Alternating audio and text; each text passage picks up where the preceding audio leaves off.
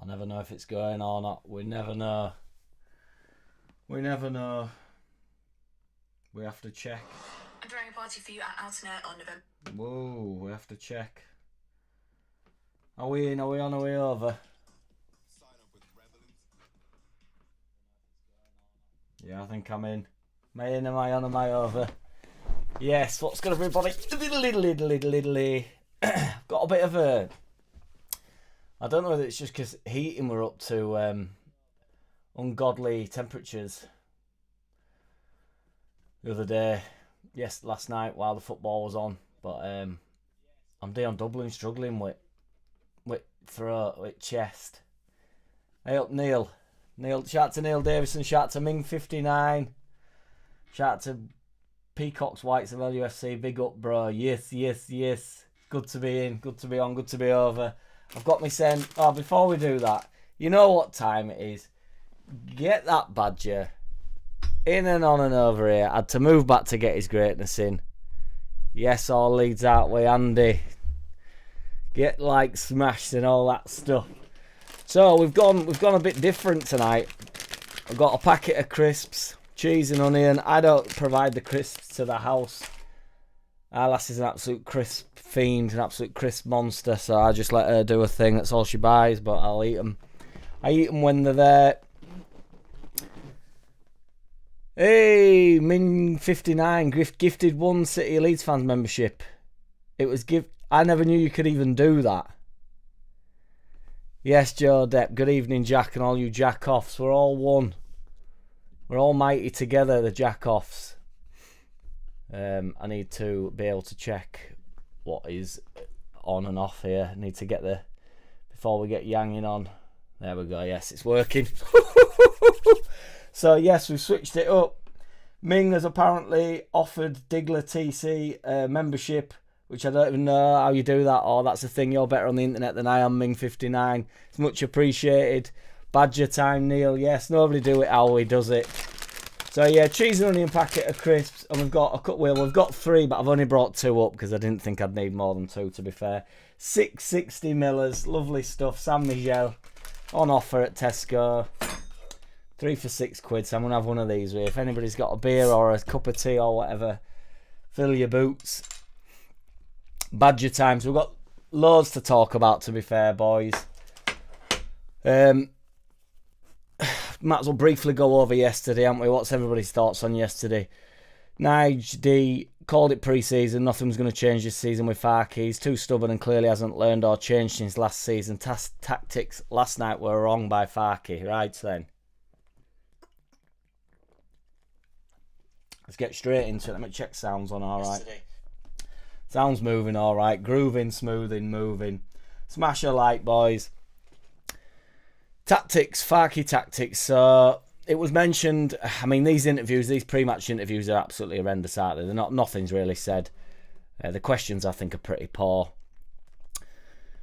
by the by the interviewees or whatever. You know, they've got plenty of time to talk to him. I know they'll probably just get kicked out of the room if it's anything too offensive or what have you. Or you can't start calling him out necessarily. But I think we can get a little bit more under the bonnet than they do. I don't think the tactics are wrong, Nige. I appreciate you. You're a long-time commentator. Andy Rowan, the cheeky name. Roy Keane said it's copyrighted. Well, they're called the overlap, aren't they? So we're the underlap. Because nobody do it how we does it. We don't overlap, we underlap. I don't think the tactics are wrong with Farke. I think we'll win more games than we'll lose. I think what people are calling for, which I disagree with, but people are calling for him to sort of change up his tactics when we go face certain sides. I think overall we will win more games than we lose with the way he plays. I don't really think the philosophy that we go by, that he runs by, and that will get us in the top 2 come the end of the season. I don't think if he starts going to Millwall because they've won a few games 1-0, they're actually in great form. I think they're the leading in the best form. They come off a few decent 1-0s, beat Burnley 1-0. So it's not unusual to get beat by Millwall 1-0. It's frustrating. They were 8th in league. I don't know whether that's brought them out at 8th in league, whether it's dragged them up. They're a decent side. We're going to lose some games of football this season. I personally believe we're better off hanging in. with the style of play that Farke brings, I think it's a bit boring. I think, like the second half last week when we were 3-0 up, it's like the game can die a bit on its head, can die on its arse a little bit. But I think it's the way he gets games won. He's quite pragmatic, and he's not like Bielsa where it's just 100% all the time. I think he not ekes his way through games a little bit more. I think he's perhaps happier with draws than a lot of Bielsa, I suppose. The only person, the problem is, I think we are comparing this guy to Bielsa. Bielsa always went for big wins, constant wins. I don't think it's necessarily the case that Bielsa ever wanted to draw a game in his whole life. He never wanted to draw, never wanted to lose. Farke never wants to lose. He says he's obsessed with winning, and of that there's no doubt. But I think if he'd have taken a 1-1 or a 0-0 last night, he'd have probably gone with it.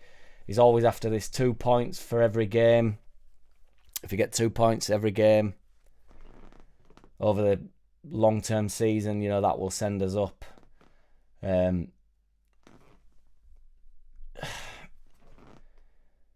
Millwall, difficult place to go. I saw Luke up from Ought to Know Better. He just tweeted that we've played Millwall 13 times away from home since 2008. Now, granted, some of that time was absolutely horrendous.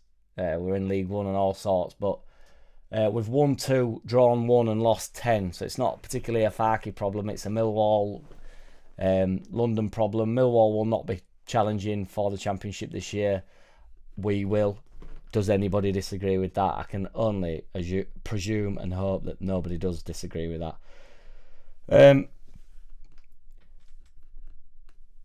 There's so much to talk about. So Nonto's performance has been getting a little bit of slack. The comments aren't popping up here, boys. Sorry, hang on a minute. Has your Underlap channel been copyrighted, lol? No, it has not. Neil Davison, last night's game, apart from the sloppy goal, we were strong at the back of midfield, but up front Perot was quiet. It's difficult up top, isn't it, for Perot? Because Perisley is not really, he got his chance yesterday, and he took his chance, didn't he? So it's...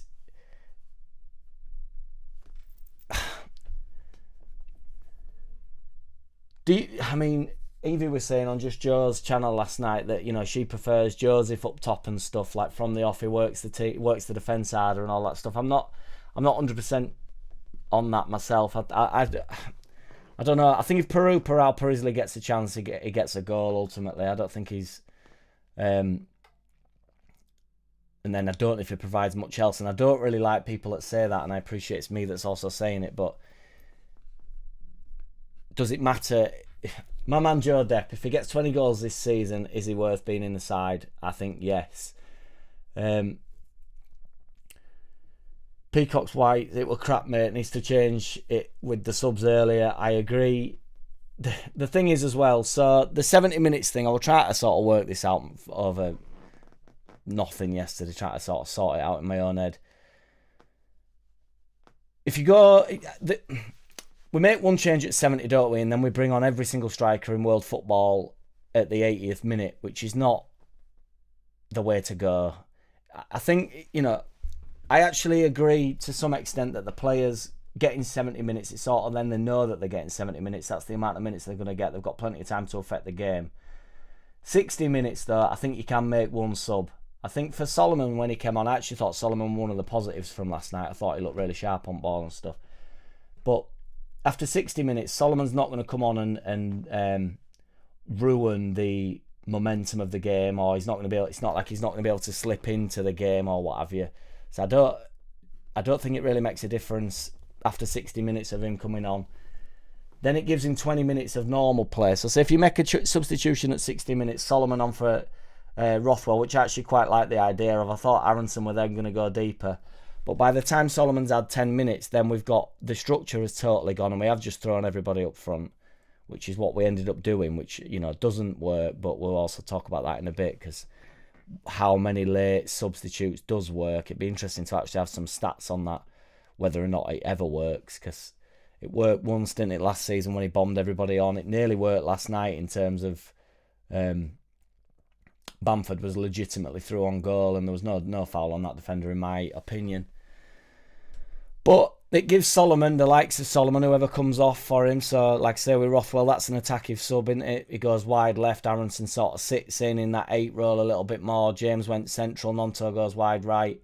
It gives Solomon 20 minutes to actually get at the team, get within the side. But then if you do it at 70 minutes and then you bring everybody on at 80 minutes, I don't know. I don't know if it becomes too ragged at that point.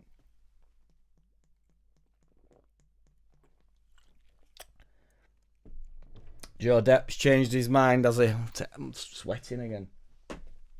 But no, he's put, I'm only kidding, but changed my mind. I reckon that Peru is shite and couldn't score in a brothel. He's the only swinger that believes it. San Miguel's got hold of me. He's the only swinger that believes in beginner's luck. Peacock's White actually agrees with that Peru's shit. And he's put, I'm only kidding, the guy's special gravy. Neil Davison, no respect to Peru, but we need a proper target man with us playing with one up front. I agree with the one up front. When you do only have one up top, he does need to provide a little bit more when it's not happening, and it's not always coming and getting on the ball deep, is it? You want him sort of pushing the defence back, splitting the defence a little bit. Yeah. Nige D, tactics were wrong for Millwall, in my opinion. To counteract that Cooper giant, go 3 at back, surprise the opposition, stay in the game first half, change it up second. If we play shit, just don't lose. But I just think we'll win more games. My statement sort of stands what I said a minute ago. We'll win more games playing the way that we're playing at the moment. I don't think Farke's going to go 3 at back. I get what you're saying, but yeah, it's all love. Andy Rowe, Aronson and Peru were especially weak in the tackle last night. I thought Aronson were excellent last night, Andy. So are you trying to get me copyrighted? Because I thought he was one of the better players. Nonto came into a bit of stick last night, just in general. A lot of them did.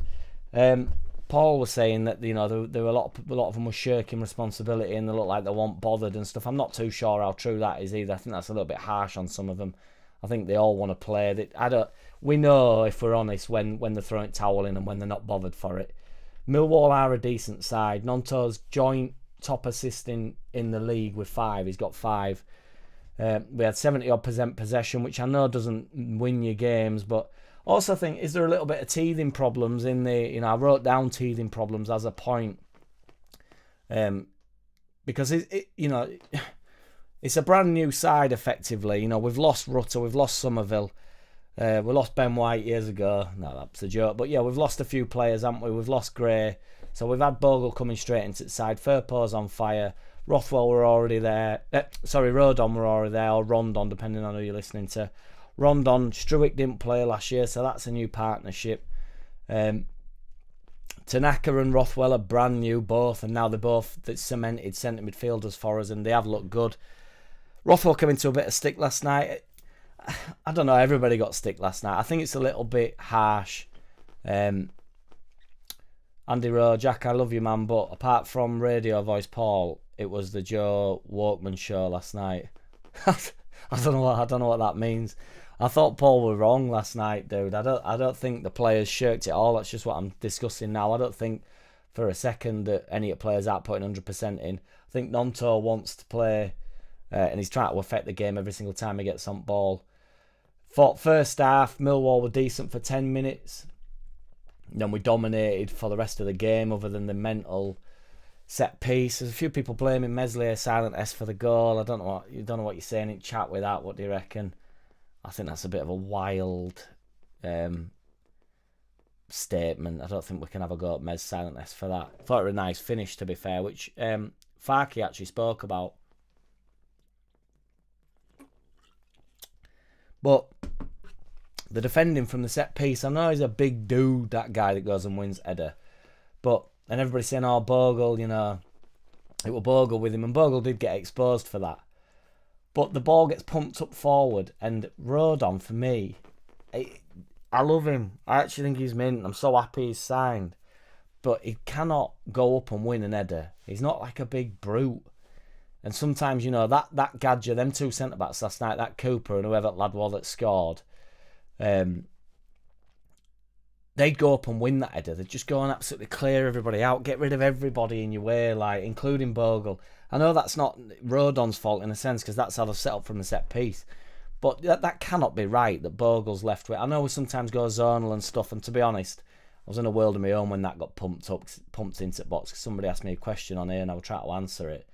And then goal goes in. I uploaded a short today of like, I looked like Steve McLaren when it all went tit sucks. I was like mid-sentence and then it went in and I was like, oh fuck. But yeah, I'd like just Rodon to just go clear it out, clear everybody out, everybody get out of the way. I'm winning this head. It doesn't really matter where it goes, does it? But yeah, we are a relatively new side. It's a new season, new side. We're in. I think we're only a point better off than we were last year. People saying that we're stagnant, but we will go on a run this year. We're going to discuss today whether or not we are the best side in the league because everybody online is suggesting that we are not the best side in the league, and I want to know what everybody thinks to that. Let's go through a few comments here, boys. Neil Davison, we had all the possession, dominated the game like we do every game. We need a striker who can play up front on his own, who can put it in the goal. Well, Peru can put it in the goal and he can play up top on his own. I take your point though. He's not really getting in behind. He comes a little bit deeper. The first couple of games he played when I thought he was doing well, he did break in behind and he was like trying to pull the defence back. Whereas now it looks like he's lost that a bit. He's lost like the striker's edge that he sort of had in the first couple of games where he knew he needed some goals. Peacock's White, I think when you look at it, players coming on at 80 mins and they're not going to have an impact in the game as 10 minutes is just like a warm-up. That's what I'm saying. So I don't mind if he wants to be liberal or whatever with his substitutions. I don't mind him only making one substitution at 60 minutes because we were in a decent place. I know nobody likes to hear it, but we were playing all right and we had a lot of ball and we looked like we were going to create. I don't think it really needs ripping up at that point. Maybe a double change you'd go to at a push, but really, bringing on Solomon is like within the structure of the side. That's kind of my point. If you bring him on after 60 minutes, he has 20 minutes of normal football to go at, doesn't he? When we brought absolutely everybody on at 80 minutes, Solomon's only had 10 minutes, and then, there was one point when I can't remember who it was on ball. It might have been Firpo or something. And he looked forward and they were literally like Bamford, Joseph, Peru, Solomon. Everybody was just stood, more or less fighting for the same ball, looking for the same ball. I know nobody likes to hear it, but I thought Bamford played well when he came on. And I know nobody likes to hear it, but he probably is the best centre forward at the club in terms of like bang right now, ready to go. I know that'll send everybody into overdrive, but Nige D, the underlap dancer, yes. Nobody do it how he does it. Ming59. True, because Jack is way down on numbers to a lot of the guys. Guess what? You can help Jack out. You become thank you very much, sir. I didn't know. I thought that was going to be about football, but shout out to Ming59. He's always spreading the web like my man Bob Wendy, Boys and Bob. Andy Rowe, I read the stat on the net about Aronson. No agenda here, bro. What, that he didn't? We didn't really require to make any tackles. We had 78% possession or something, so there weren't really many tackles within the game. I didn't know. I'm late to messages here. Neil Davison, when Matteo is up front on his own, same thing as Perot, mate. Yeah, they get isolated, and that is, much to everybody's dismay, why I don't mind. Well, I really like Bamford, and I've done over years. He's probably been my favourite player, other than like Ayling, Dallas, them sort of players, over the past few years. But he does work on scraps well, and I know nobody likes it, and everybody will go crazy, but he does pick up scraps significantly better than anybody that we have at the club at the moment. All I will say is Joseph was contributing other than goals, and he does get about a bit. He does have a few assists and what have you, whereas Peru's not really Although having said that, Peru's got a fair few aces. We don't have, do we? If we're honest, we don't have that finished article as a centre forward.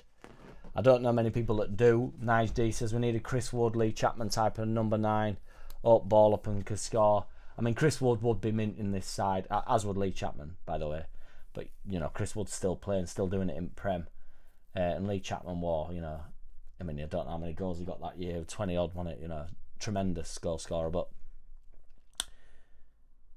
they're quite hard to come by, and we've been quite blessed over years as well with like proper goal scorers, like just in recent history, like with Beckford. And if you go back a bit, like Viduka, Hasselbank, we've had some mint strikers. Bamford is one of our leading goal scorers in history. Granted, his goals to games ratio is not particularly doesn't light the world up, but it also ain't that bad. You know, Peter Lorimer's is a lot worse, and he's obviously top bins, top scorer. Andy Rowe, this big dude at Millwall, I heard reports 6'2", 6'4", 6'7". What's the story about it?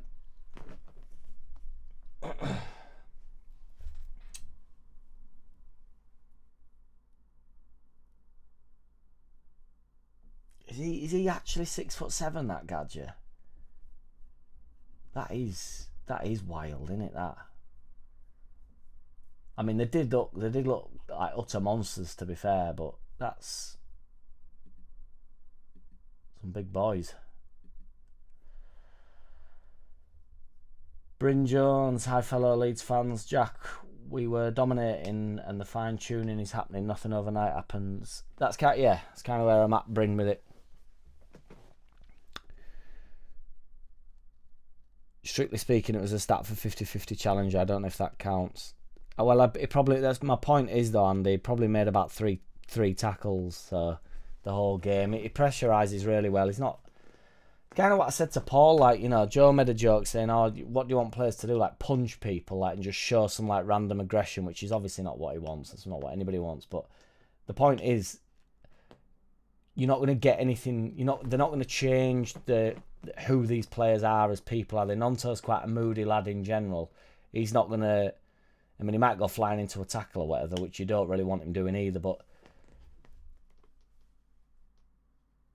the way Nonto affects games is by getting on the ball, trying to beat a man, trying to whip a ball in, trying to score a goal, try to affect the game in that way.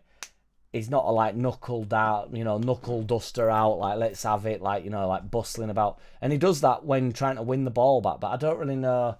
No, did anybody shirk it yesterday? I don't know how to make a poll on this thing. But nobody shirked it yesterday. Do we all agree that it was? Everybody wanted to win the game yesterday. Do we agree with that or not? How do I make a poll on here? I don't know how to make a poll, guys. But just comment. Because nobody shirked it yesterday. Peru's goal. Obviously, I thought he took that really well. It's a mint delivery from Bogle. Whips it in and then, unfortunately, although if James doesn't get the touch on the ball, it never gets through to Peru in first place. So, but it is a good finish. That's kind of what I'm saying about Peru. James at the end, that was frustrating with the ball that he ballooned over the top. That was, you know, frustrating. Whoever's giving the hundreds in the hearts, I appreciate you. 100 down. Smash a like, boys, as well. As nobody do it how we does it. We've got 31 watching. We've got 19 likes. So there's a good 10 here. If my maths is off a bit by 2 or 3. Yeah, it came out to James on edge at box. And it needed to be brought down and he volleyed it. It was rash and it went, oh boy did it go, it went flying. I think even Mesley had come up for corner with that and Mesley started having a go at him, which is like, you know, Mesley maybe wants to go a bit easy on him. Neil Davison, I think it works when Joseph plays and Peru drops in behind in that pocket and they create for each other, mate.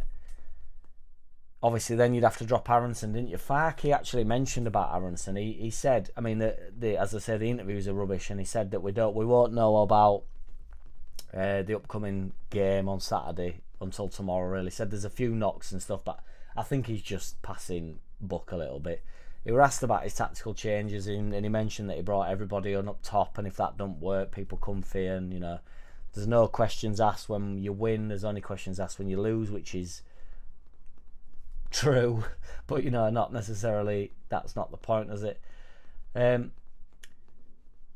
He mentioned that the centre-back took quite a well accomplished, you know, finish. It was a nice finish, and he mentioned that, you know, we could maybe see a little bit more of that off of Aronson, which I think we could do with it, you know, seeing a little bit more of all of them in terms of finishing. But, you know, Aronson, we did have a couple of chances on edge at box, but again, it's just a different goal. That defender's going to score one of them a season if he's lucky. It's either an header with that big doof that scores that night, and it is a nice finish. But, you know, I think he just basically said he wanted Aronson to pick a side and be a little bit and hit it with a little bit more conviction, like go for it a little bit more. But then, you know, then it goes flying over the bar like James did, and then he gets accused of snatching at it. So Joe Depp says 3-5-2 in the new year. Amps dropping in and Peru and another with him up front. If you went 3-5-2, who would be your third centre back there then, dude? So you'd go Bogle and Firpo right and left wing, would you?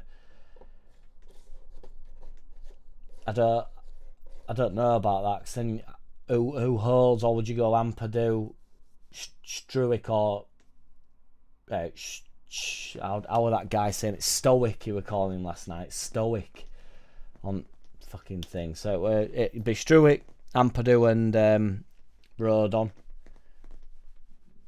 Then you'd go Bogle right back or right wing back, Firpo left wing back, and then who would you play in middle? Because you're running out of positions at that point, and that's obvious. But you're effectively playing 5 at back, aren't you? Obviously with 2 wing backs bombing on. Because at the moment we're playing two at the back when wing backs start getting on. Bryn Jones, Ming 59. I'm a QPR Saturday. I think we'll bounce back on Saturday. Andy Rowe. Did anybody see Ellen Road tour 40 minutes on YouTube with humour? I thought it was a font of knowledge. How wrong? Font? That's it. I like it. Richard Hogan. I think we all agree that Joseph starts and Peru off the bench. Really needs to sort out the away form. I still think Peru's got some off it as a starter up top. I don't think we need to change that. I think the much of a muchness everybody that we've got up top, really. It's interesting as well. Like some players are like immune from criticism. So Tanaka's the man, isn't he? I can't have another crisp. I've just realised how horrendous that must sound thing. Tanaka's the man, and I love Tanaka, but everybody is giving it big un. Joe Depp, no, Peru is a starter. I do agree, Joe Depp. I'm with you. 20 goals a season, keep stealing it from you, but you said it, and it's true. If it gets you 20 goals a season, does it matter about anything else, basically? And no, I don't think it does. Tanaka's immune from criticism, so he were getting criticised. No, the whole team were getting criticised last night on the post-match, and then people got to Tanaka. I won't keep mentioning it, but Paul got to Tanaka, and he clearly didn't want to say that he was shit. Now they're either all shit. My problem with calling the team shit and then singling out Nonto and saying that he was particularly poor last night. Nonto didn't have a particularly good game last night, but you can't say that the whole team's been poor and then say, well, the one player that is like meant to like affect the game going forwards poor. It's either them two things can't be true for me. He's only as poor as. If the team's poor, how is he going to affect the game? How is he going to get involved in the game if we're not playing? If there's nothing there to like build on, how are the centre forward? How's the centre forward going to play well? How's the winger going to play well? We didn't play that poorly last night. The problem was Well, we didn't create enough chances. If we don't get an early goal and the other team don't come out a little bit within the second half, I say it every single time, but this type of football, which I'm in for, I'm all for it, I'm Team Farker. But if you don't get an early goal or a goal when you're sort of in the dominance, so like, miss a couple of chances and they get to 60 minutes, teams dig the reels in, and it's really hard to get out of. I don't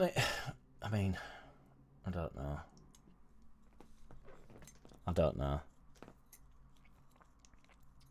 We do need to sort the away form out though.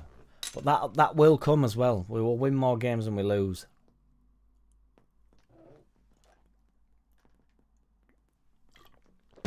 Ming59 pushing the members again. Appreciate you, brother.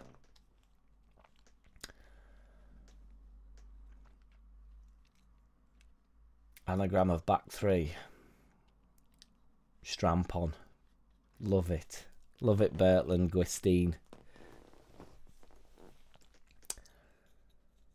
Andy Rowe, playing devil's advocate, it's not like you. Does anybody think Farker's repeating history? The early signs are there, don't shoot the messenger.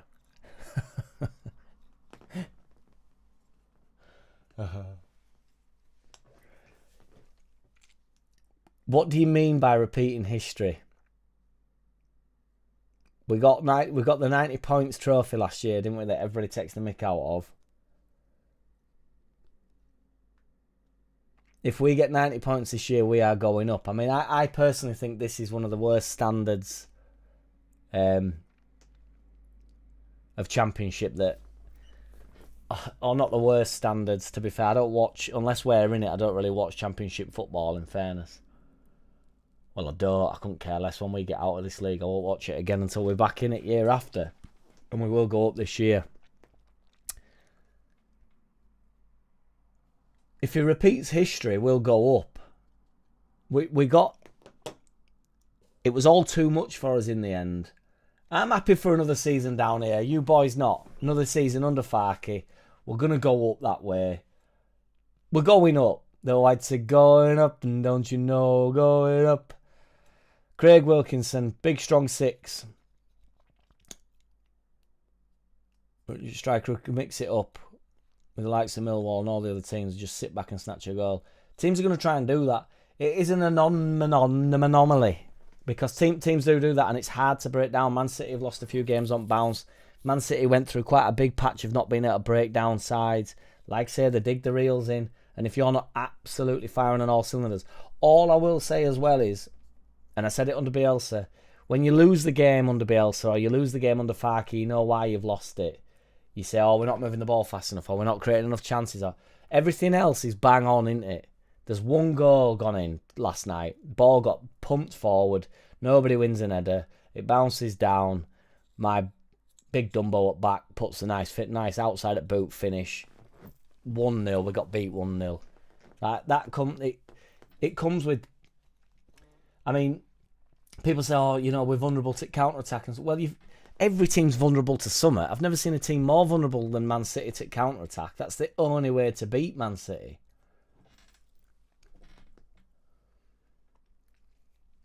Joe Depp, if Peru scores 20 goals, that's basically 60 points simplified. Is that 3 times 20? See what I mean? Bosh. Joe Depp with the pelters again.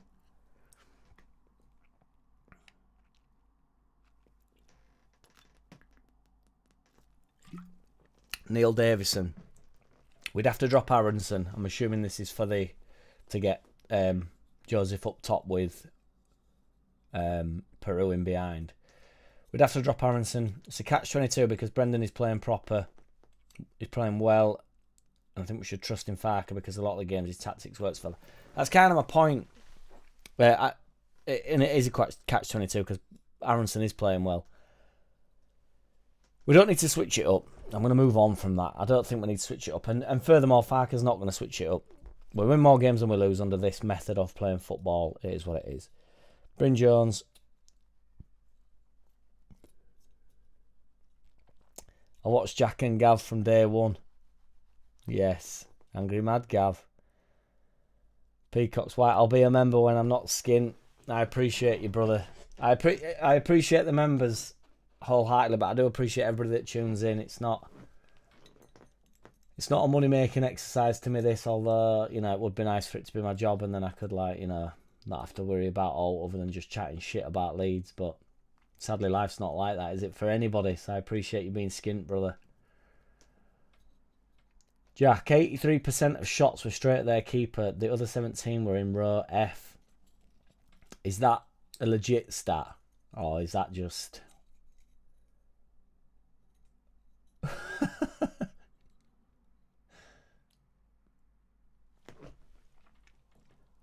Well, Ming, and you do try to get everybody to subscribe and like and what have you, but I think Joe Depp's probably right there. So I do appreciate you, Ming. But I think next season, if we promote it, it won't be great watching. It'll be literally about trying to win 10 games out of 38, won't it? And then just hope to the Lord that we stay up. 2 seasons, it'll be hanging on. The 3rd season, you need to start making some moves. So, you know, I think first season, you probably go up with a bit of a bounce, don't you? Similar to, there's a lot of decent sides do it. I mean, we did it under Bielsa, didn't we? We had a bounce and we finished 8th or 9th or whatever. We finished it with mental where we finished. And then it turned to shit a bit the year after. We should have kept with him. I do believe he'd have kept us up, or he had us. I don't think Marsh kept us up. And then we went for a foot. The reason why I don't think Marsh kept us up is because he allegedly kept us up, and then we had a full season with him, and we was in real danger. So, you know, I know he was on about the metrics and where we were going in terms of metrics, but no. The metrics didn't matter. You know, I don't mind a stat. I don't mind throwing a bit of a stat about. Like, I've defended Nonto with his assist value this year, top at league in assists, but you know, the metrics when you're losing every single game really don't matter. But yeah, so the 2nd season then is your really tricky season because maybe players have sort of like peaked. You've maybe brought a few in like we did in our 2nd season, trying to sort of then push on to the next level. If that goes wrong, it's really bad, isn't it? You know, you're up against it. And then, you know, if you do manage to stay alive the 2nd season, so take the boom, finish 10th in the 1st season, bang, you have a mint season, then knuckle down for relegation battle for me. And then, you know, stay up. Do basically what Villa have done, and now Villa are in Champions League and Mings is giving away. God, I've seen that penalty that Mings has given away with. What's his face? Passes it out to him, keeper. Martinez passes it out to him and Mings picks it up and gives him it back. It's like, it don't get much worse than that.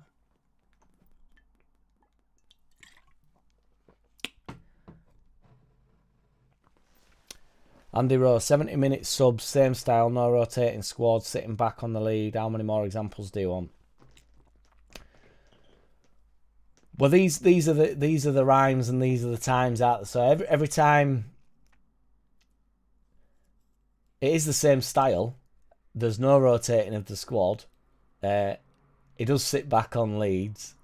And we're 3rd in league and we will go up this season. Do you think we'll go up this season, Andy? Seriously, and if we do go up this season, is it worth the 70-minute subs, the same style, the no rotating the squad, the sitting back on the lead? And if you want, I mean, I'll take some more examples if you want. But all them examples I think are quite good. I think they're very effective. I think you've hit nail on head, Andy. Neil Davison, we are going up, I know. No doubt. I would bet my girlfriend's badger on it. A kebab time. Everything on it. Done. Bosh. Ming says he's met your girlfriend's badger, which is, you know, don't you two be having it out. I'll leave you two to have this chat, I think, actually. Yeah. Yes, Ming. Not much of a chat up line. I say, get on and over here. Get it in. Get it on. Get it over here.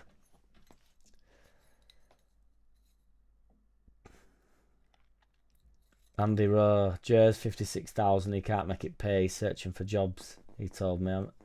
I'm not too sure about that. To be fair, your subscribers don't matter. It's your view count and your engagement amount and all that stuff. It's not the thing about football channels. If you want to know, They quite YouTube like grades your account. So like when you monetize it after a certain amount of watch hours, or you monetize it after 1,000 subscribers, or both. Well, you have to have both in truth.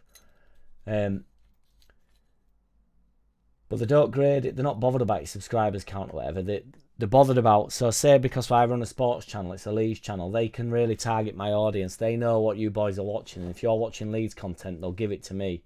They know you're interested in sports, so they can push Adidas adverts or Nike adverts or Under Armour adverts, anything to do with sports or Sky Sports or golf or anything. Do you know what I mean? They'll push that upon you. So that's how they rate it on that basis. So I think like sports channels are like B minus. Whereas if you're like just a random YouTuber, like the people that have got millions and millions and millions of subscribers, granted they get paid loads just on the basis that it's they get millions of views, so fair enough, but it's not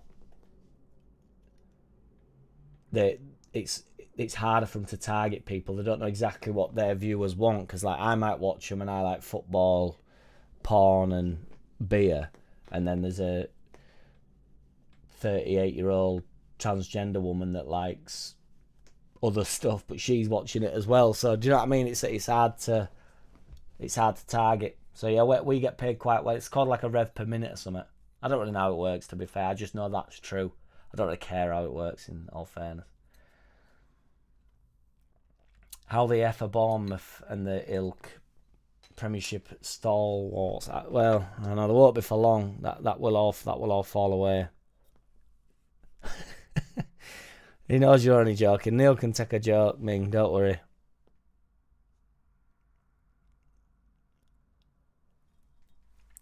Did Farker give an indication month-wise when Amps is back?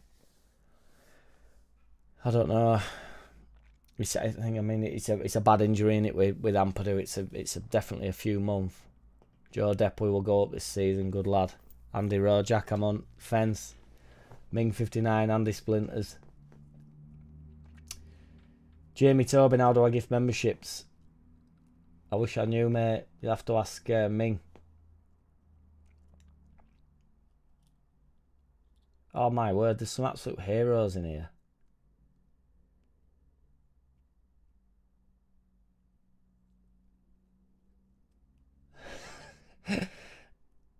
How's that working? Jamie Tobin, shout out to Jamie Tobin. How does that work then? Do you just like say that? I don't know, and then does it the first people that click on it or something, or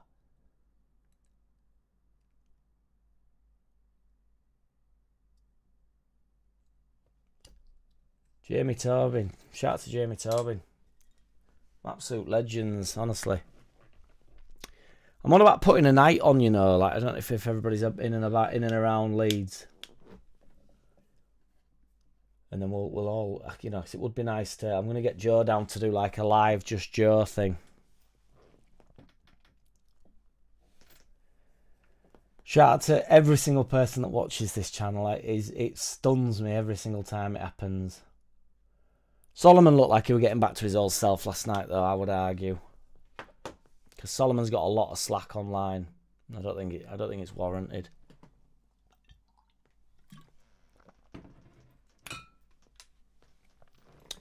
QPR on Saturday. They're obviously absolutely pants, aren't they? 23rd in league. And then it's international break, which I can't be bothered with. But it might not be a bad thing to get just bang a 3-0 in, you know, and then into international break and let Farker get heads down, get refocused. Then for long haul into December, really, because I think is that last international break at season. Obviously, we're back at home on Saturday. They're absolutely cack. Have conceded. Just looking now at table. They've conceded 23, scored 12. They've won 1 game in 14, drawn 7, lost 6. So they're not they're partial to a draw, but you know, only winning 1 game is that would be panic stations. They've lost 6. There's only 3 teams in the league that have conceded less than us, and that's West Brom. And I don't know if anybody would want to watch West Brom every single week. They're 7th in the league, so they're below us.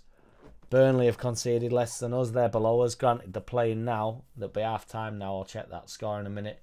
And Sheffield have conceded less than us, and fair enough, they're second. But we did beat them. So let's have a look at the score for Burnley here.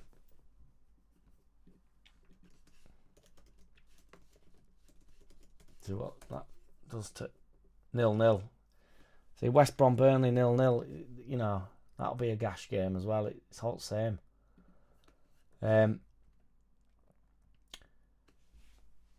People have been saying online as well. Oh, hang on a minute. Let me catch up here.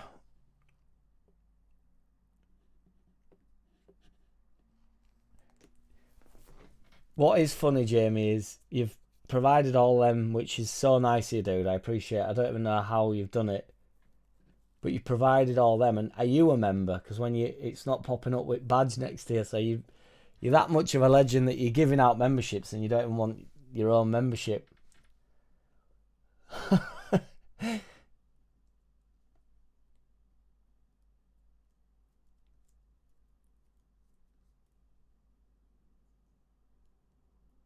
I don't know. I don't get it, boys. I don't know. I'm in over my head. Twitter. So we'll do the. It's worth doing, isn't it?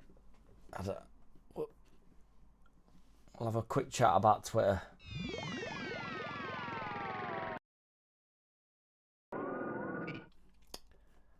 Shout out to me. I'm back.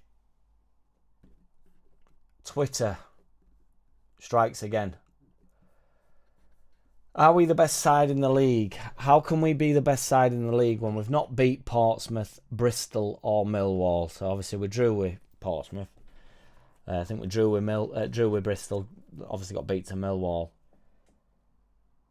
Well, are we the best side in the league? So we drew with Sunderland, who were top of the league, and nobody denies that we were excellent that day. Do you agree we were excellent that day? We beat Sheffield United easily. They're above us in the league.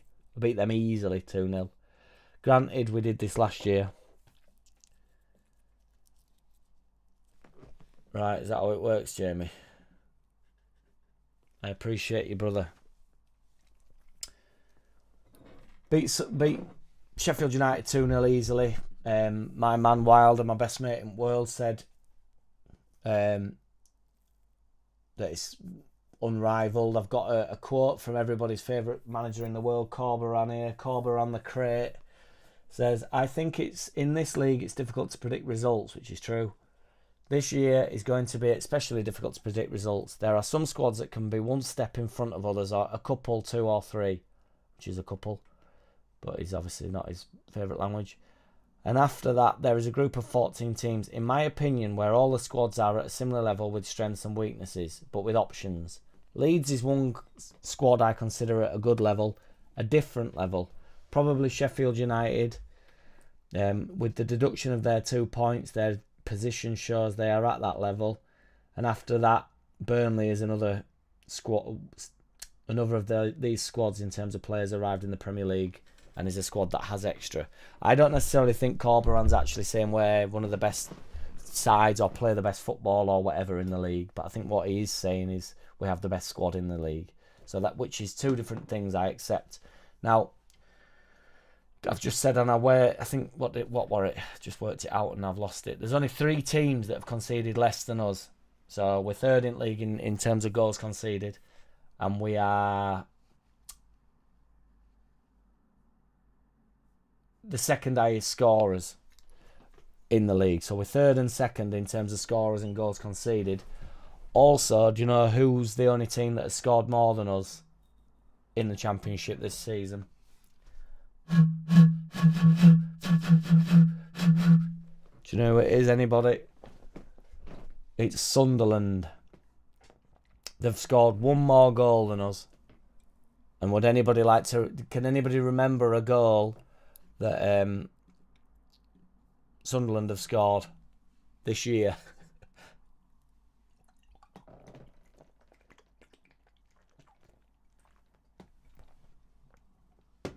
I'll have a big drink to that. We conceded a stinker of a goal to Sunderland. Had that not gone in, we would be joint top goal scorers in the league. Meslier silent S, let in that goal, whatever. So that's the only reason we're not lead goal scorers in the league. Third best in terms of goals conceded. Beat Sheffield. Would have beat Sunderland had it not been yet again for Meslier silent S, which, you know, these things happen, don't really matter. It won't matter come end of season. Millwall are a decent side. Portsmouth were just bouncing straight up, like looking to do decent. Obviously they've been poor since. Bristol, it's one of them games, whatever. We are second in the league. I can't remember what. Let me have a look. Let me have a little deek over here. We've scored 22 goals in 14 games. So that's nigh on 14, 28. So, you know, it's 1.6 goals a game or something. We've won 7, drawn 5, lost 2. Did we lose to Bristol? Is that what that thing were about? I can't remember that game. I thought it would draw Bristol though, but have a look. Yeah, we drew to Bristol. What was the loss? Burnley, we got beat. What? Am I losing my marbles?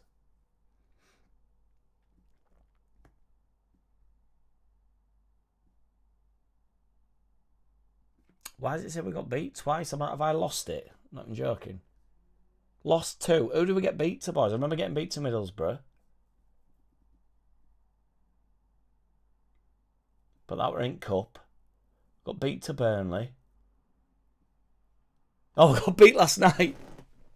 Oh, fucking hell. Oh, that is slack.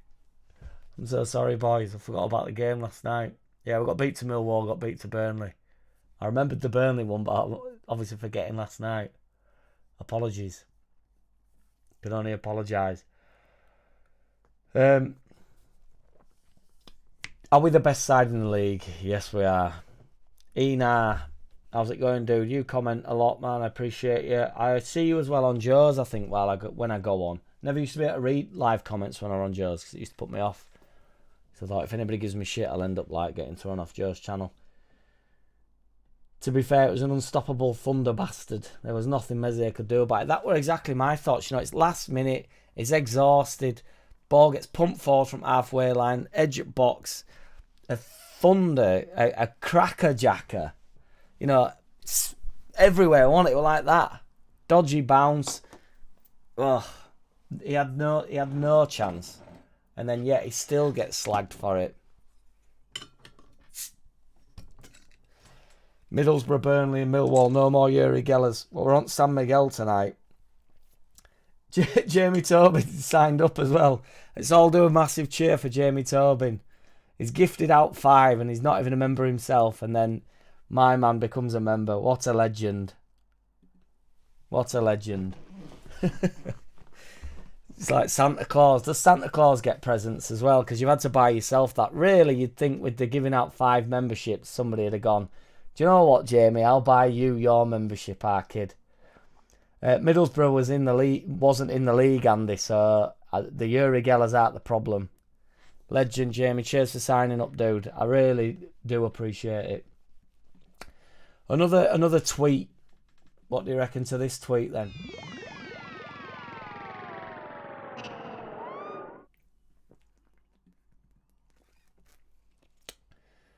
I don't want to hear about players doing well against Plymouth and Hull at home. It means fuck all unless you're going to do it on games like tonight.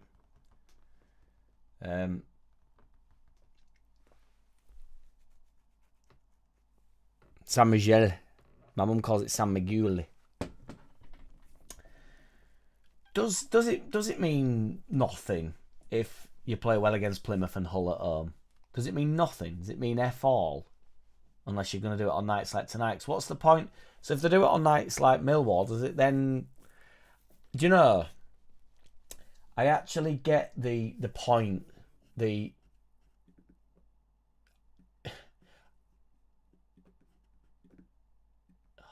thinking, what am I doing here? Sorry, boys.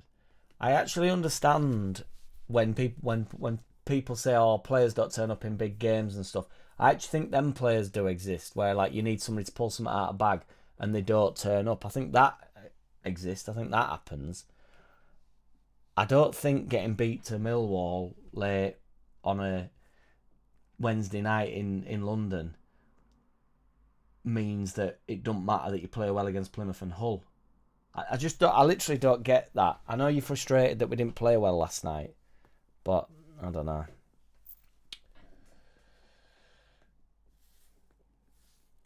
Twitter, man. Honestly, it's a cesspit. I'm getting battered now because I've just tweeted Luke from Ought to Know Better, who's an absolute ledge, by the way. He's a lovely lad. Tanaka's been called up for Japanese squad as well. I mean, if he comes back injured, can you imagine?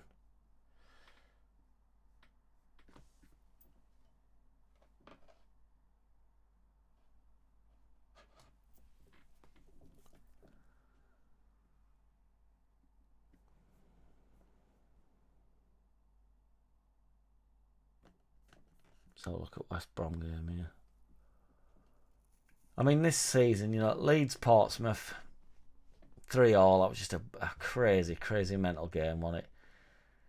Then we got battered to Middlesbrough in Cup. That was horrible, but we didn't play a full strength squad. I mean, if you're looking at squad here, it's like, I don't know why we did that, though. That frustrated me a little bit. Byron right back, Rodon, we had Wobber inside, we had Darlow in net, Firpo left back, Firpo came off, Wobber came off. Ampadu and Rothwell, which ironically have ended up being one of the potential partnerships where we went. Geldar on wide right, Aronson on wide left, Peru behind Bamford, so we have deserved that thumping, to be fair. Then West Brom game, worst game of football I've watched for a long, long time. That were 0-0. Then we beat Sheff Wednesday 2-0. Then we beat Hull City 2-0. Got beat to Burnley 1-0. Beat Cardiff 2-0. Beat Coventry 3-0. Drew with Norwich 1-1. Drew with Sunderland 2-2. Beat Sheffield 2-0.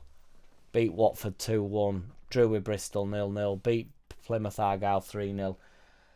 Lost to Millwall 1-0. There was also a lot of talk about like whether or not we're too inconsistent or whether, and I'm not too sure about that either. I mean that if you run through that game, them games there, that doesn't sound too bad to me. The only times we've lost, 14th of September. The next time we've lost is obviously yesterday, which was 6th of November. So January, February, March, April, May, June, July, August, September, October, November. It's two months apart. Granted, there's a international break within that, which splits it up by a week, but oh no, there ain't actually. No, that was after the international break. No, it wasn't. I'm talking shit. It was just before the international break.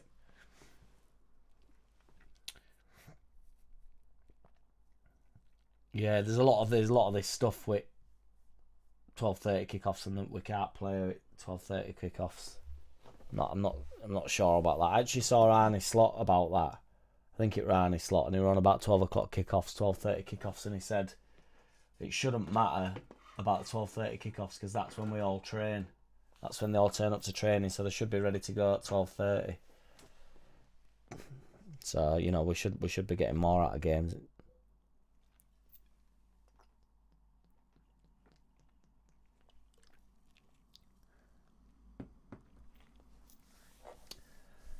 I entertain Twitter, Ming, because I don't go on all else. I do a little bit of Instagram. I don't post out. I used to hammer social media, like in general, like with my music, like I used to hammer it, and it's not good. I don't want to be that guy, but it ain't good. Just reading a lot of people's crap. Like on my Facebook, I realised that I don't know any of these people. Do you know, it's so mental because I started this channel and like for no reason I started it in lockdown because I lost all my work and stuff and all that, or whatever. I thought, and my brother was just, I'll just do it, so I did, and then nobody do it how he does it now, but and it just went, and I was like, I thought there's no quite like Leeds fans. It's just, it's mint. Can't believe it.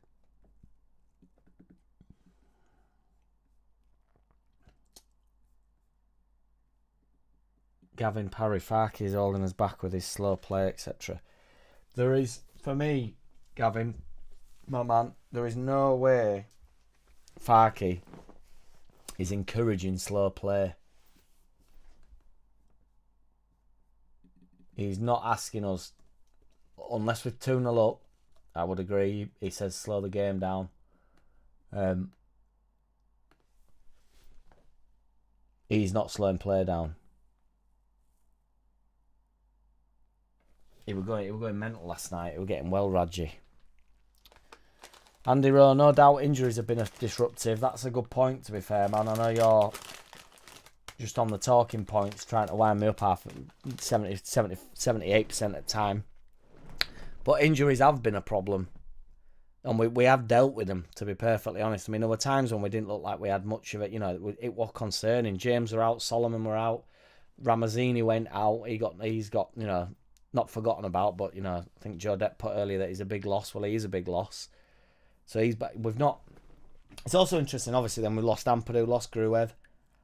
Warber, who I know is shit and nobody likes, but, you know, it is a miss.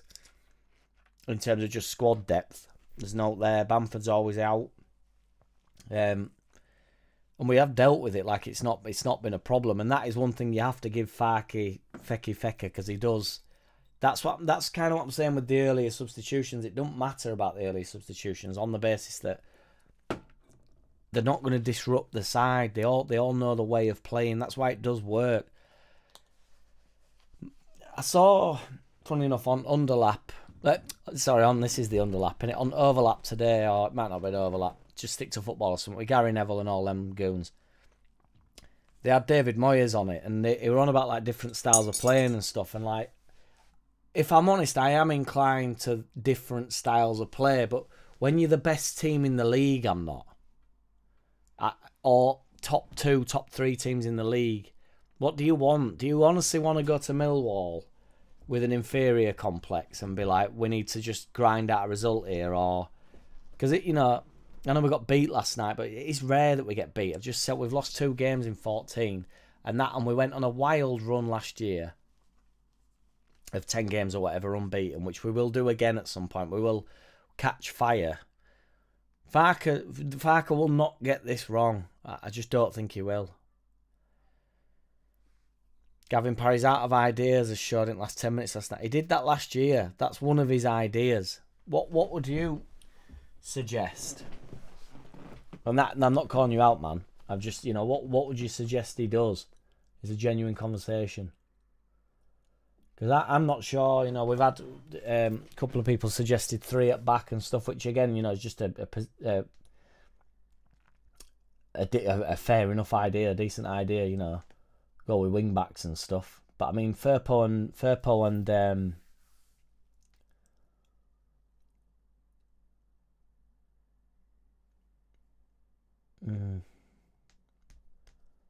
Bogle are already playing as wing backs, though. It's like,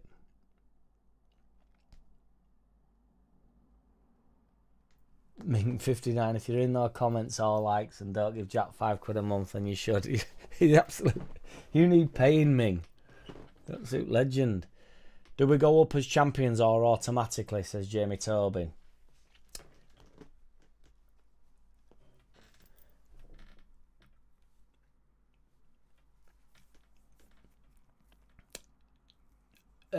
Added to that, do you think it matters? Because I kind of think it does matter, if I'm honest. I know it's just about getting up and in and on and out of this league, but I think it does matter. I think it's better if you go. Well, obviously it's better if you go up as champions. That is obvious. But I mean, and I don't know this, so I will check this. But our Leicester won league, didn't they, last year? Where are they in league? And this, honestly, I don't know off the top of my head. Leicester are 15th, Ipswich are 18th, Southampton are 19th. Now, I've got away with that because I know that Leicester started pretty shit. They've only won 2 games in 10. But they're above Everton, they're above Crystal Palace, they're above Wolves.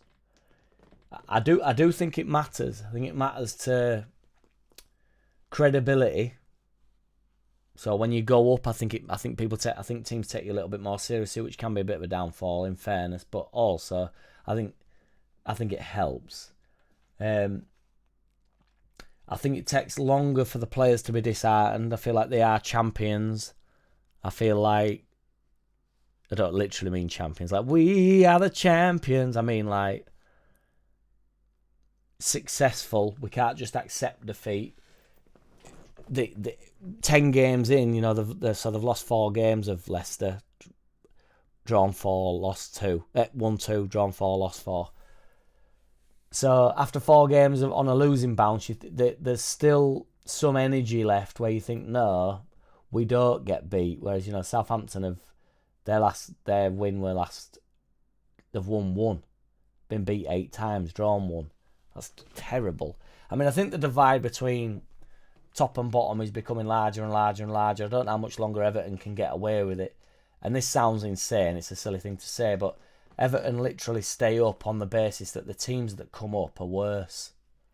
They're like 16th, 17th every single year. And if it wasn't for the relegation and promotion, if they cancelled it for a year and kept everybody up from last year, Everton would probably go down the year after. They stay up on the basis that one team normally falls. So this year it's probably going to be, by the looks of it here, Ipswich, Southampton and Wolves are at bottom 3. Crystal Palace could get dragged into it, but they'll probably pull away. They've got a decent enough side. Everton, will, as I say, they'll just be all right. Leicester might get dragged into it, you don't know. But then it's West Ham, you'd expect them to be all right. Then it's Man United, which is so funny. And again, like Man United would be, traditionally, they'd be really right within it. But Wolves have played 10 games. They haven't won a single game. They've drawn 3 games. How bad is that? I forgot what my point was. I need to go on. Yes, I do think it matters. Yes, Jamie, I'm here. I'm back with you. I'm back on point here. Done a weave like Donald Trump style. I do think it matters if we go up as champions, and I think we will go up as champions. I don't think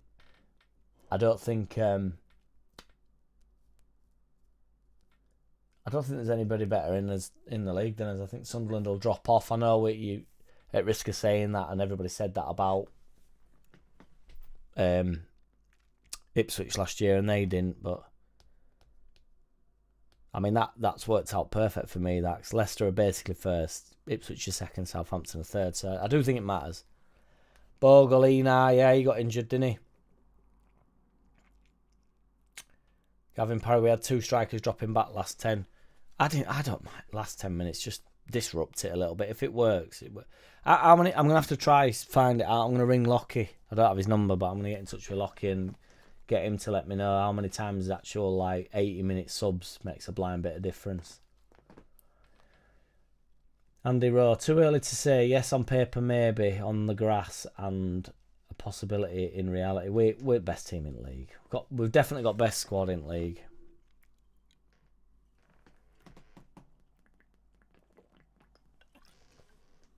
Gavin Parry, QPR lost 4-1 last night. How many goals will we get on Saturday? Right, what I want, and I think we deserve it in a sense, and I think it shuts everybody up a little bit. In fairness, actually, I need to caveat this. There's caveats to this, guys, because it's nuanced. Do you remember when we went over the week of nuance? West Brom Burnley, still disgusting game, 0-0, 52 minutes in. It's nuanced. So, we won 3-0 last week. Came out in the second half, it were boring. Rolled down our end, all goals. Other end, Ament Cop. Boring. Cack. Rubbish. But I don't think we took his foot off the gas against Plymouth last week.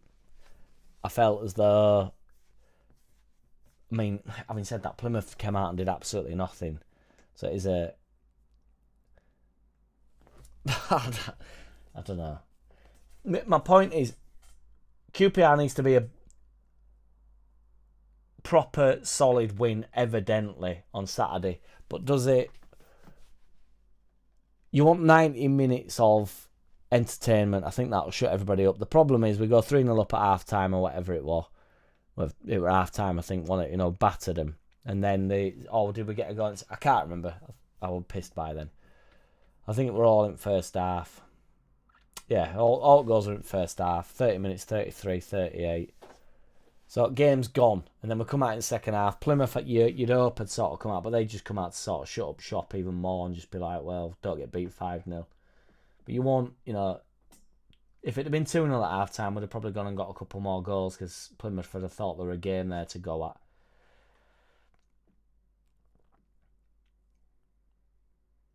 Keep them coming, Ming59, you're the best. Joe Depp, shocking to see Wolves down there. It's madness, isn't it? That Ipswich thing were crazy. It certainly was. It was absolutely wild last season with that. Yes, gloves are off, sweet science. What's good, brother? Hello, Jack and everyone. Smash up the likes and subscribes. Appreciate you. Andy Rowe. Ming the Merciless. I once gifted Jack a £10 Samsung O2 phone card and my wisdom. I get your wisdom, Andy, for free on the regular, don't I, to be fair. You've been here from day dot as well. And that card went down a treat. Ming59, smashing teams is bliss, winning is all. Agreed. Joe Depp, game management is the words you're looking for against Plymouth, man. Plymouth, yeah. It's just, do you want more? Do you need more? If it's 2-0 at half time, I think we'll go and get another couple of goals in the second half.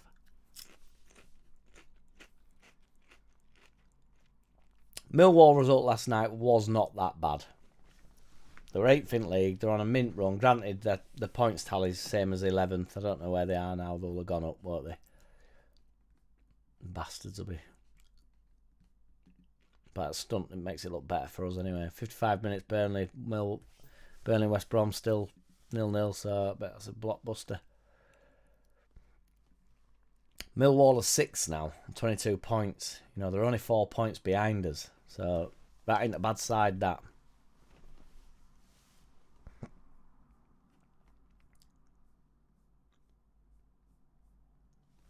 Andy Rowe, those stanchions need to go at Ellen Road. The away fans can't see jack shit. New stadium.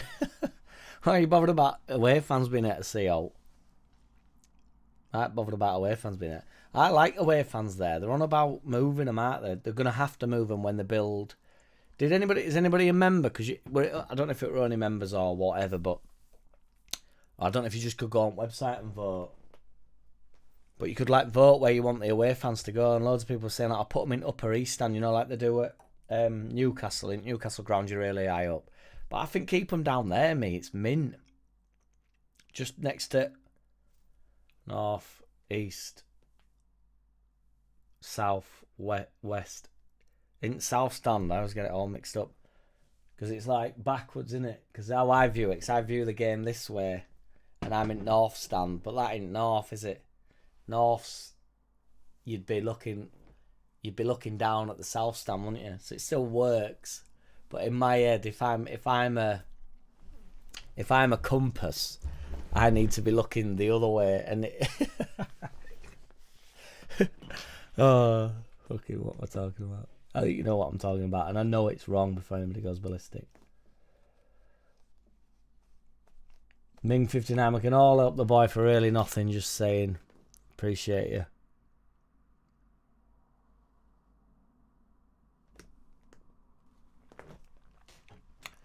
Right, guys, I'm going to bring it towards a close, although I didn't get through my second bottle, but 660s.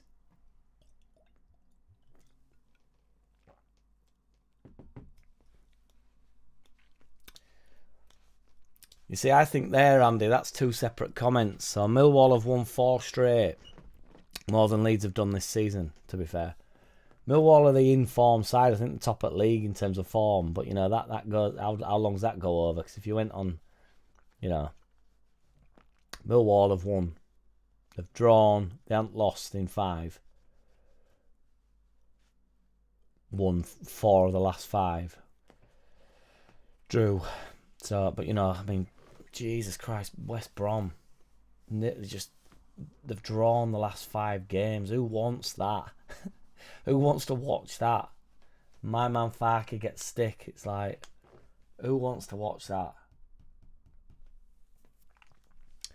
Cheers, Peacock Whites, man. I appreciate you tuning in. Truly, I do. Marching on together, Jamie. In a bit, boys. I appreciate you. What am I doing tomorrow? So I will tomorrow, boys. I'll do just a normal vid. If you tune in, I appreciate you. Well, I appreciate you regardless. I appreciate you for being here.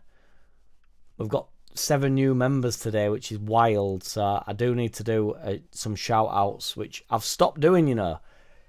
I've stopped doing them at the start of my videos, and I need to just not, you know.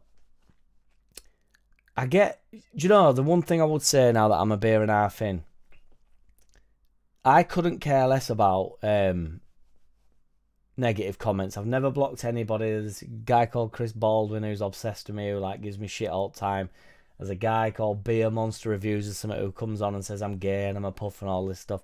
And I couldn't care. I truly couldn't care less. But they do resonate more with you.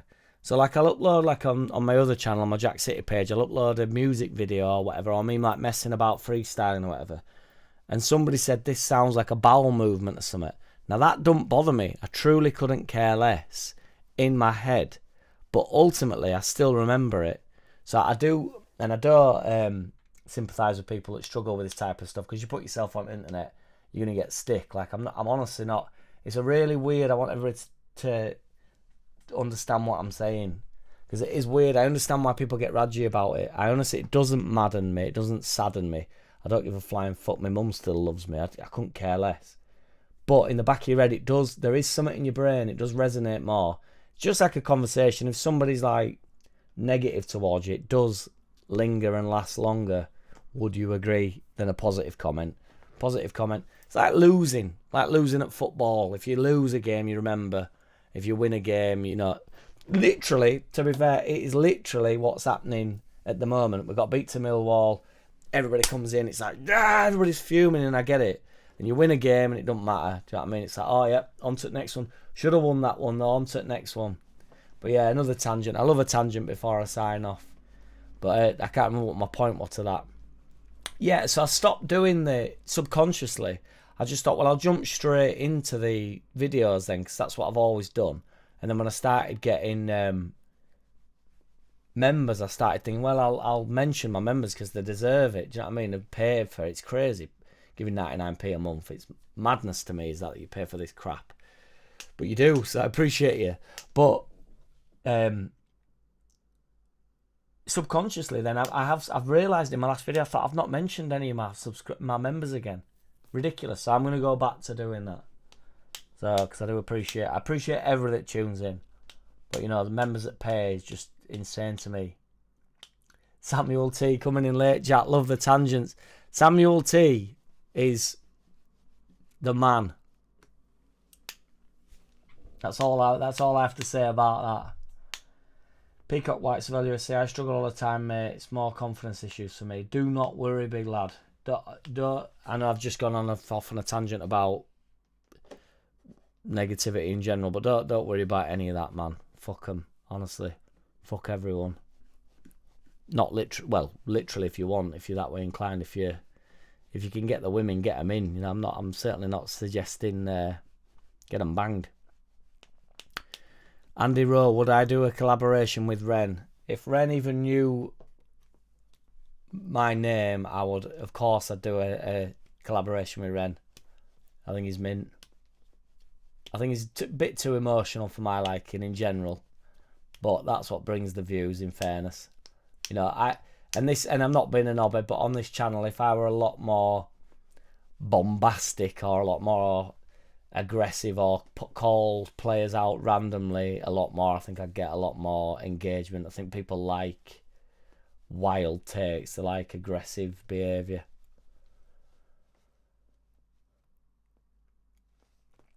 Bryn Jones, I watched along with you last night, and Just Joe's Farky off negative comments, envious and jealous people. Jack marching on together too. I love Just Joe. He's a good lad. Joe Depp, what the F is Ren? He's a rapper. He's got right big recently. Ming59, Jack, this is HYE, tune in. You're like us. This is why you tune in. You're like us. I am. Truly I am. We're all at home here on this channel. Anything's a goer. Not bothered about what nobody thinks, what anybody's brain thinks. You can't control your brain. That's one thing I've learned. You can just sort of like, just wait for your brain to make a decision. You sit there, something happens to you in your life. The older I get, I realise, just let my brain work it out. So whatever I think in the impulse and whatever I want to go with, I just think, I'll just ask my brain again tomorrow what my brain reckons, and then we'll go from there. You get an angry text off your boss, off your manager, think, right, I want to be like, oh, you're going to get it. And then you think, and you go, Jackie, man, you look at that. And then you go, no. I'll ask my brain again tomorrow what I reckon. And then we go from there. Always let your brain work it out. Your brain will give you an impulse, and then let your brain work it out. Yes, me. I always say what I'm thinking, man. What comes up must come out. They call me Mr. Bombastic. Yes, guys, I think we've done enough tangents, and enough San Miguel has been drunk. But yeah, I will be... I'll jump on tomorrow. My voice is going so bad. It's concerning. I need some strepsils. I'll do a quick ship vid tomorrow with the members shout outs also. Will not. Bryn Jones, Ren was brought up 20 miles from my home. No way. If he still lives there, will you do us a favour and knock on his door and noise him up about me? Most lives have blue spanners to remove nasty comments. What's a blue spanner? Anybody that removes comments though is just... No, it's not for me, that. Do you know the one thing? Yes, mate. Oh, my word. I'm off into therapy if you're paying that amount. I mean, I can't even work out what that number is. It's just, I just know it's got a lot of notes on the end of it. And I'm trying to find that decimal point, but it doesn't seem to be there. I can't remember what I'm going to say now. But removing comments. Oh, yeah, the thing that frustrates me the most is YouTube removes my comments. I'll tell you one thing, right? The worst thing. So I'll get an aggressive comment towards me, which I'm totally fine with. I'll respond to the comment, and YouTube won't let me respond because I've tried to be funny back. So what YouTube will take my... I'll be clicking like respond, like they watch my video, they've given me abuse. I've tried to respond. His comment stays and I can't respond. Like, are you joking? That's mad to me. Then sometimes what happens, if I'm really quick with it, so sometimes I'm just at my laptop and somebody will comment and I'll comment instantly back and it'll stay up. But then their comment is seen as hateful content or whatever by YouTube. They take it down. My comment goes with it. Then the person I've responded to sees that I've responded, clicks on it, and then what happens to me is the same thing. So like I click on the comment, I can't see it anymore. So they then click on the comment and then they go, he's responded by deleting it. They think that's my response. That's the worst one. So then I get a brand new comment saying, oh, deleting comments now, are you? As the Lord is my witness, I've never deleted a comment. I've never blocked nobody on this YouTube channel. I've never deleted a comment. I love them all. I love you all. It does the algorithm the world of good. Do not worry about that. I'll take that algorithm all day. People giving me shit. If I got more shit, and also when I get shit, I get the people that do like the channel, they all come piling in. And that's also mint, because sometimes I'll just let that go. So, because I try and get back to everybody, much to Andy Rowe's dismay. I do get back to everybody the best I physically can, boys and Bob. But sometimes if I get one and then people weigh in on them, I'm just like, oh, I'll just leave it at that. It's lovely stuff. Ming59, so I'll send Jack your love and a couple of quid a month. Then we know for real that he's appreciated. It is. It's all an ego. It's all for ego. It'd be quiet if I was a spanner. Be yourself, Jack, or you won't be you. True that, Bryn. That's advice to everybody. Always be yourselves, boys. Do we have any driving? I'm also going to try and sort out, because I don't want to... There's StreamYard's a thing where it's really easy to get people online, like to jump in on live view and stuff, and I don't want to pay... It's like 80 quid, and I just don't want to pay it. I just think, like, you know, Zoom's free, or it's like 6 quid, whatever it is, 6 quid a month or whatever for, like, unlimited talk. But I can do it on here, but I'm having teething problems with it, so I do want to get people on there. But I don't know if to go. I'm going to keep this show on the 8th. Show, I'm calling it a show at this point. It's the booze, it's the San Miguel. But 8 o'clock, I'm going to do a live every single week on a Thursday, and then I might, through week, like on a Tuesday or something, I might go live with like one of you boys, one of the members, and then we can do that every week. That'd be pretty cool if people. But I put that out of a week, and most people didn't want to do it because I think everybody likes remaining anonymous, which is also fine. I haven't got a problem with that either. But yeah, I'm yanging on. Cheers, everybody. I'll upload a quick shit vid tomorrow. If you want to go check my music out, if you type in JackCity Games to YouTube, it should pop up. I think it's in link below. It should be. If it ain't, I've let myself down. My Spotify, iTunes, whatever. Appreciate you. Shout out to all my new members. Shout out to everybody that's bought members, which I didn't even know was a thing. You're all legends. Much appreciated. I will speak to you all tomorrow. Unfortunately, not live, but we will talk in the comments. I'll definitely be back live at 8 o'clock next Thursday. Content will be a bit shit next couple of weeks. There's no international break in it, but we do as best. Andy wrote, Angry Mad Gav will get more views than you. And if it weren't for Angry Mad Gav, we won't be nowhere. What's the best to do lives on other than StreamYard? Well, I've got Peacock. Have you got Twitter, dude? Tweet me. I do it on OBS, but you've got to jump through a few hoops for it. StreamYard is good. You can do it for free, but I don't want to be limited. Like, I've gone on for an hour and a half here. It's wild. Right, I'm going, guys. You're all legends. Tweet me, JackCity Music. I think that's my Twitter. I don't even know if it is. Or just, email me and I'll give you my number. You can text me. Right, I'm off, guys. In a bit. How do I end this?